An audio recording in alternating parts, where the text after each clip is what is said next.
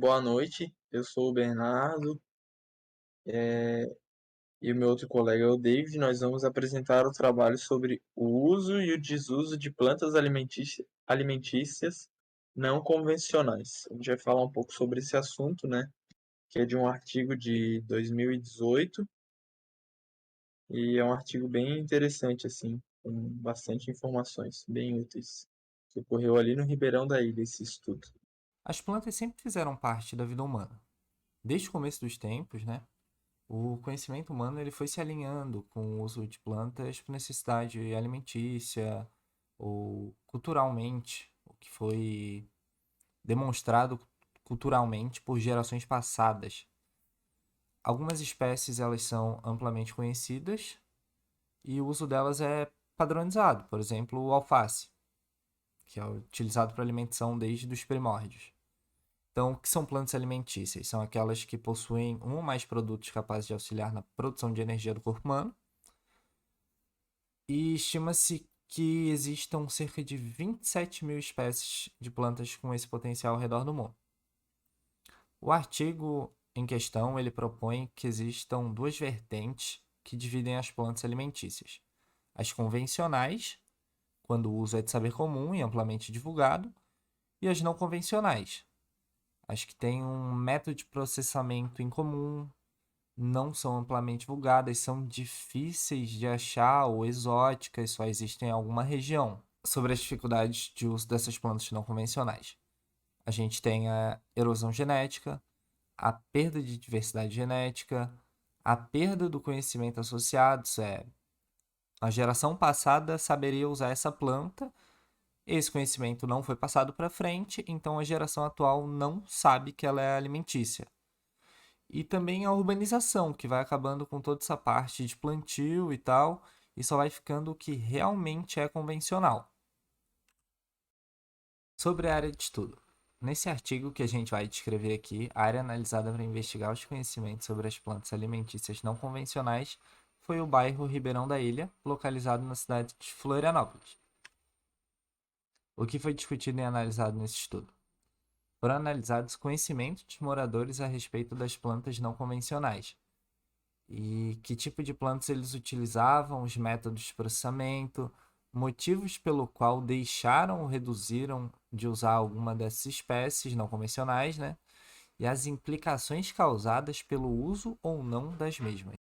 Então, eu vou falar um pouco sobre os métodos utilizados, né, nesse trabalho. Foi um trabalho bem sucinto, assim, bem compacto. Pode passar, David. Então, a localização desse estudo, né, foi realizado no bairro Ribeirão da Ilha, né, fica localizado no estado de Santa Catarina, que é uma região que conta com uma área, né, de Mata Atlântica. E esse estudo ele foi realizado em manguezais, praias, morros, dunas, florestas, rios, e tendo um clima mesotérmico, né? Uma informação bem útil ali que foi dada no trabalho é que o bairro do Ribeirão da Ilha ele tem 8 comunidades, né? Ele conta com 8 comunidades. A gente pode citar o Carianos, a Tapera da Base, Alto Ribeirão, Ribeirão da Ilha, Costa do Ribeirão, Caiacanga, Tapera do Ribeirão e Caeira da Barra do Sul. Mas nesse estudo, né, duas comunidades ali foram excluídas, que foi o Carianos e a Tapera da Base. Foi e elas foram excluídas por conta dos moradores não considerarem elas partes do, do Ribeirão da Ilha, né? A coleta de dados, né, foi feita através de uma entrevista com os moradores, através de critérios pré-estipulados, que eles foram disponibilizados lista das espécies para obtenção das mesmas, né, nas entrevistas, e ocorreram também visitas guiadas com os entrevistados, né.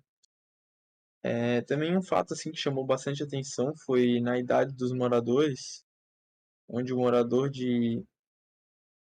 mais novo, né, tinha 56 anos, o mais velho tinha 89 e a idade média ali da população era de 75 anos de idade, né.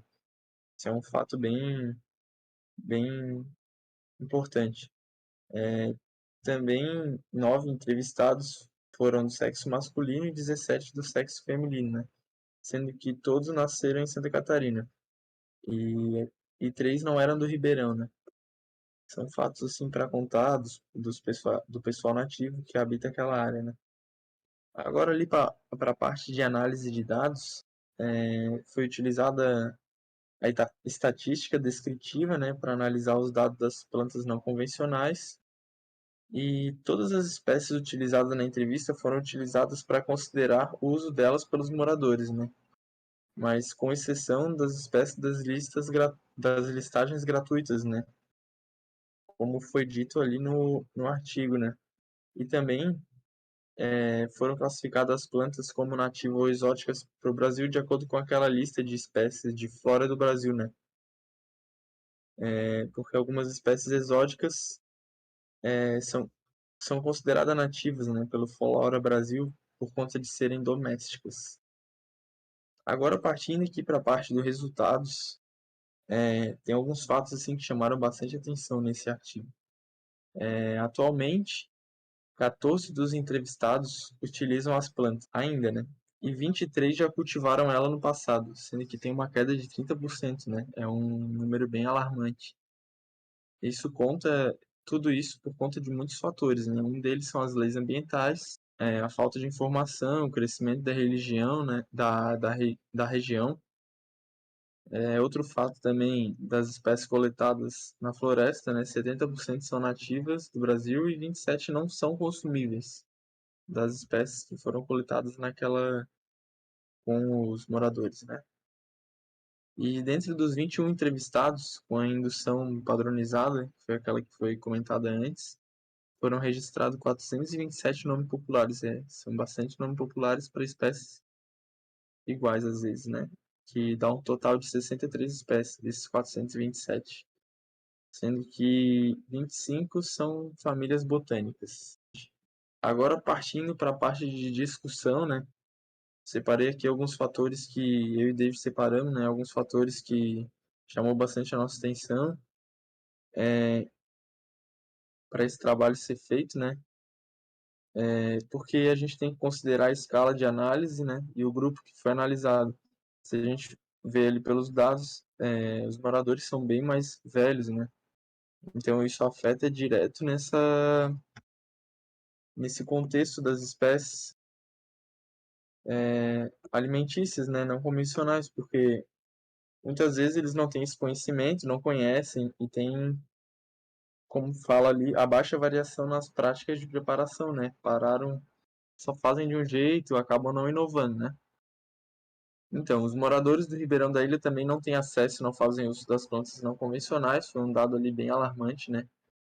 Mas isso por conta da difícil identificação, por conta de ter que ter uma explicação detalhada. E essas plantas não convencionais, elas são de, de difícil acesso, né? Pouco compartilhada, algumas a gente conhece, outras nem tanto, né?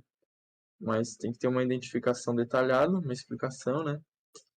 E outro fator que contribuiu para isso, né, foi o aumento da urbanização, a proibição do plantio, leis ambientais, tudo isso contribui para a falta de interesse, né, desse pessoal em relação a isso. E acaba ficando só no que eles sabem, né?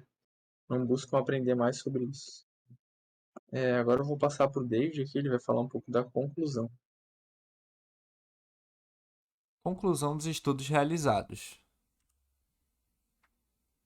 Foi analisado que no Ribeirão da Ilha muitas dessas plantas entraram em desuso e com isso o conhecimento dos locais foi ameaçado, né? De não ser passado para a próxima geração. Foi notado que existem barreiras e desafios para a inserção dessas plantas no mercado também, envolvendo as questões que abrangem dificuldade na produção, armazenamento, processamento, convencer as pessoas que essas plantas são alimentícias também.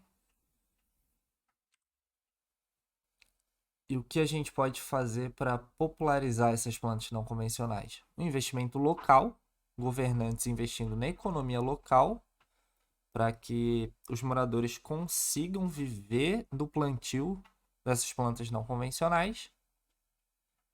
e assim elas passem a ser plantas convencionais, né? A criação de um mercado de consumidores para essas plantas, mostrando os benefícios e o porquê se alimentar delas, e a mudança no estilo de vida. Normalmente, o nosso estilo de vida é muito corrido e a gente vai para a parte do fast food. Então, comer lanche é muito mais fácil do que plantar a tua própria comida. Movimentos como o slow food agregam nessa mudança de estilo de vida, valorizando a cultura local e as tradições. A popularização dessas plantas e a valorização delas em áreas urbanas pode contribuir para o direito da população ter o controle sobre seu alimento, valorizando também o conhecimento associado. Com isso, a gente pode perpetuar um conhecimento tradicional, fazendo com que ele não seja ameaçado e esquecido em meio a essa crescente urbanização. O artigo que a gente usou como referência foi esse. E é isso, pessoal. Muito obrigado pela atenção.